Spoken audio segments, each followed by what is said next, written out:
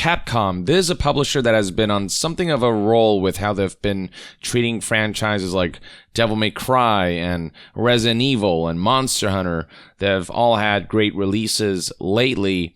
Though one area where Capcom has drawn some controversy is where the Street Fighter franchise is concerned. We all recall, or many of us do recall, the very rough launch of Street Fighter V and the various controversy surrounding it before things settled.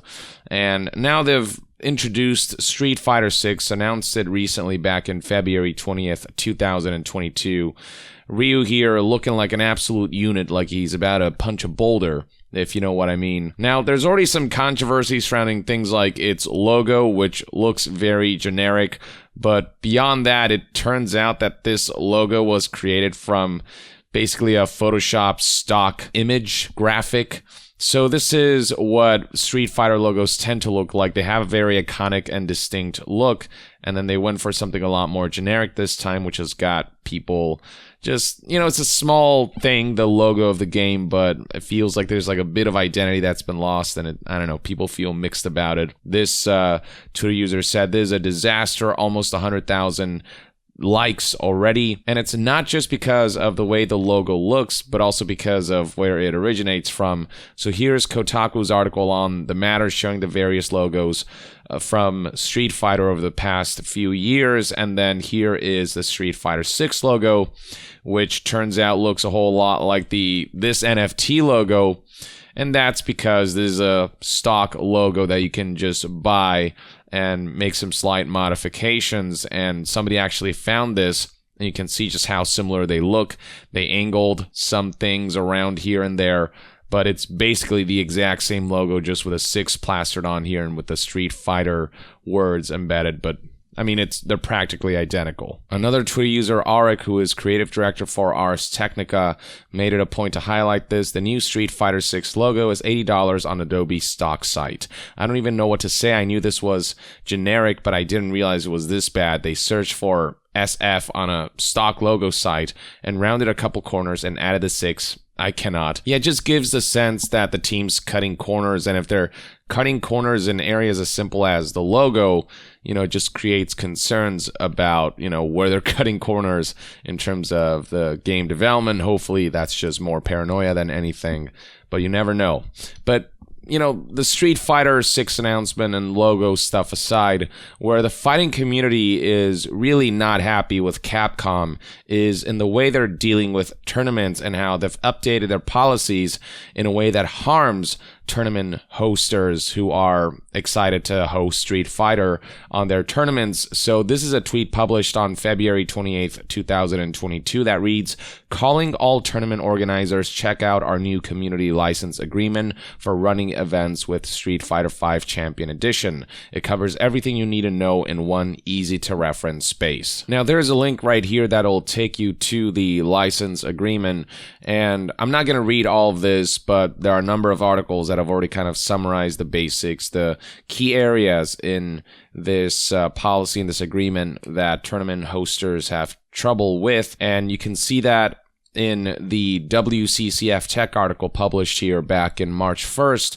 2022, that I think does a great job of highlighting the key issues that the fighting game communities had against their policies. The article begins by highlighting how tournaments already have it rough because of COVID-19. Indeed, tournaments are communal events where people gather together, but with this pandemic, it's been more difficult to do that in a safe environment, requiring a lot more restrictions and just making tournaments less viable throughout this disruptive time period. And it's during this time when Capcom decides to essentially release a new set of rules which harm tournament organizers hosting Street Fighter games amidst the time in which tournaments are already suffering. So how do these guidelines make that happen?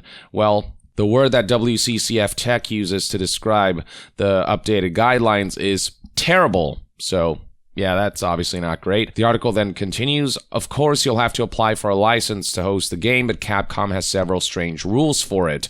One of the biggest highlights is that you can't have a yearly prize pool exceeding $10,000. So if you're a tournament organizer who organizes tournaments for your organization multiple times a year, the total prize pool of those events cannot exceed $10,000, which, you know, even for one event, that's a measly amount. It's not the greatest, and tournament hosters would want to host higher prize pools to incentivize players to come to their tournament, but this limits their ability to do that and the overall ability for Street Fighter to grow in the tournament scene when prize pools are so not lucrative for pro players. WCCF Tech's article describes it as follows: that low of an amount makes other scenes like Dota and Overwatch look way bigger than anything Street Fighter can offer. And as if the yearly prize pool limitation wasn't bad enough, there's an additional layer where the guidelines restrict how big of a prize pool you're allowed to have for a single event.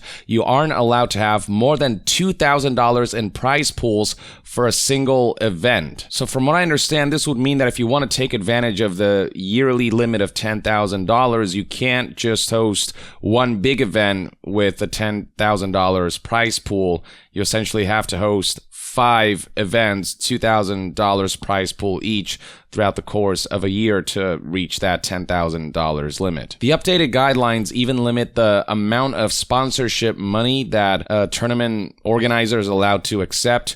The article states, even then, their sponsorship bonuses rule says you cannot exceed $5,000 and $20,000 for a single event and yearly event, respectively. And the speculation out there right now is that the only reason Capcom would do this is because they don't want other tournaments to outshine their own official ones, their official Capcom Pro Tour, as WCCF Tech highlighted here. This is likely done to keep prize pools low during official events, while at the same time preventing the supposed smaller tournaments from dishing out prize pools that are higher than those events found in places like the Capcom Pro Tour, which is this is just a ridiculous way to try to control that.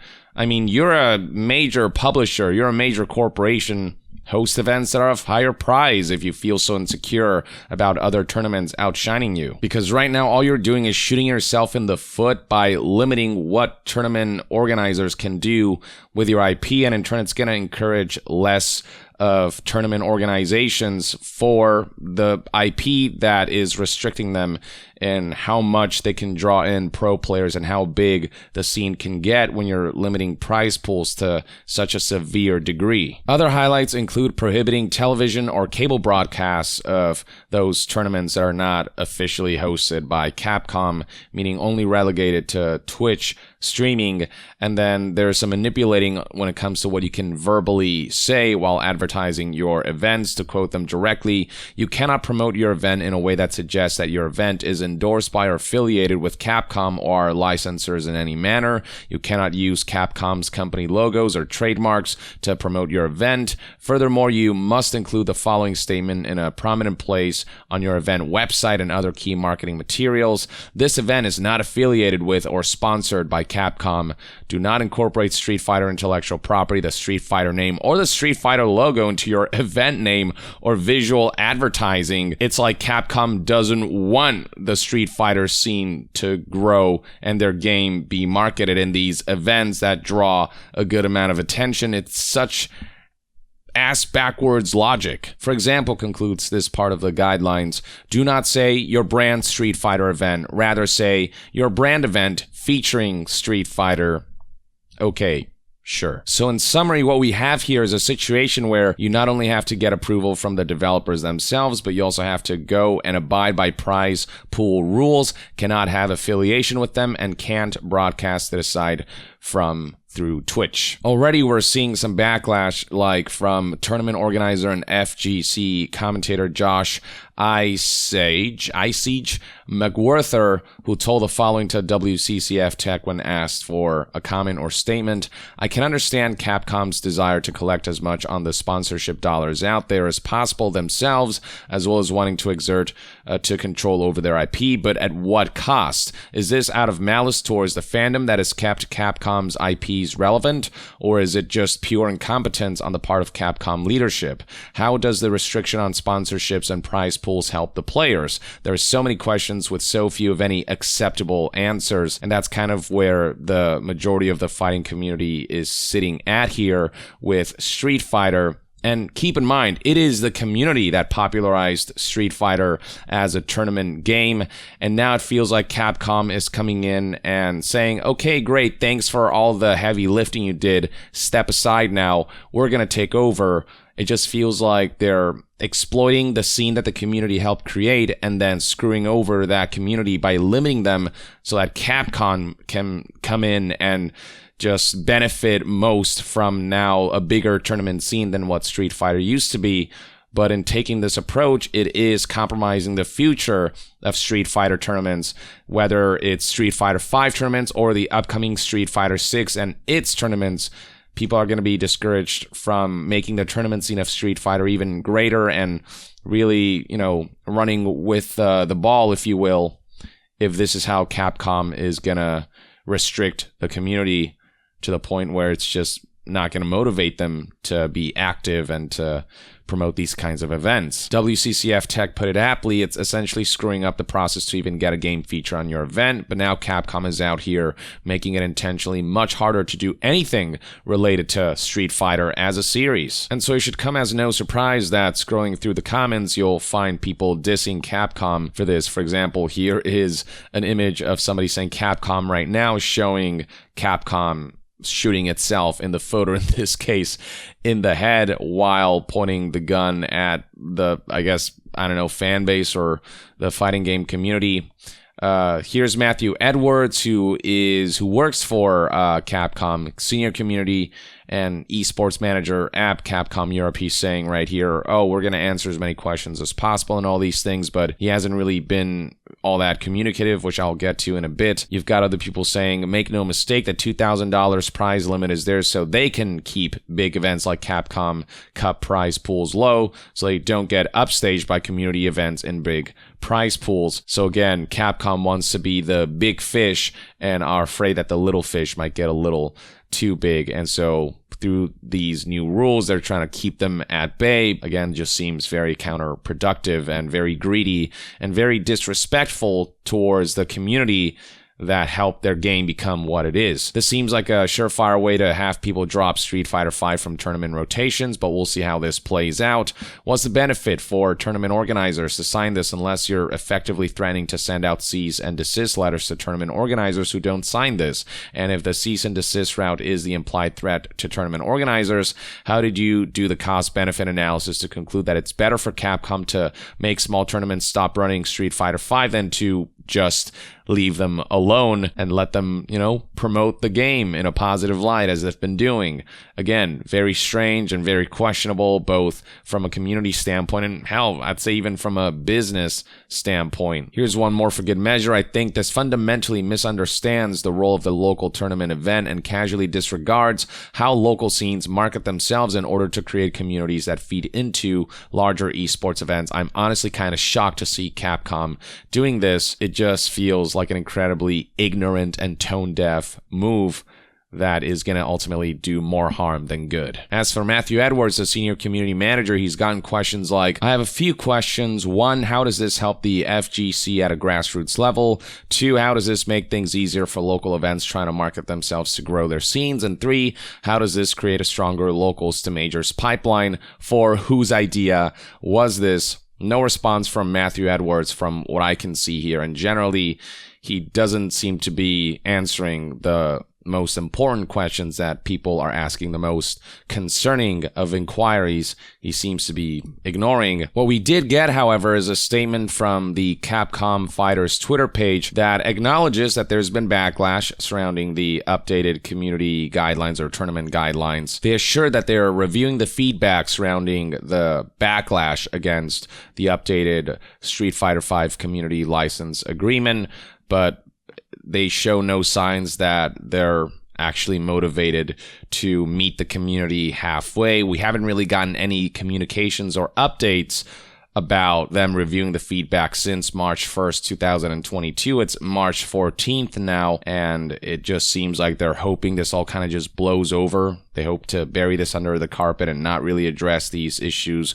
hoping that the backlash will die down and people will just forget about this. Here is what Capcom Fighter said. Yesterday, we published the new Street Fighter V community license agreement for both the Americas and EMEA. Our aim was to make running an event with Street Fighter V easier. TOs, or tournament organizers, have contacted Capcom about running community events with Street Fighter V in the past. The approval process has always taken a long time, or a lot of time. We want to make the rules clear and to allow for much faster approvals. We're also keen to build tighter relationships with tournament organizers and to encourage safe spaces to play Street Fighter V. Thank you to everyone who has sent us feedback thus far on the new agreement. We're reviewing this feedback with the wider Capcom team and will follow up with more updates soon. This just feels like a boilerplate we're listening statement that doesn't really address the issues. And I guess time will tell whether they'll actually communicate in a way that will make the community happy, whether they'll update the license agreement with something that's more reasonable and that still allows the local tournament scenes to, grow and to be able to host compelling tournaments. But so far, we've really not gotten additional updates or communications on this front, which is obviously discouraging for a community that has done so much for Capcom's fighting game scene, only for Capcom to swoop in and kind of, it feels like, give them the finger. I don't know about you, but this just feels like a Nintendo move. Nintendo often tends to do anti-community things, cease and desist, just to the point where it's unreasonable and hampers the ability for the community to express their love for Nintendo products. It feels like Capcom is kind of following Nintendo's footsteps in the way they're screwing themselves and screwing their own tournament scene by doing something that feels cynical and harmful towards the community for very, selfish reasons. At least that's the impression that this all gives off.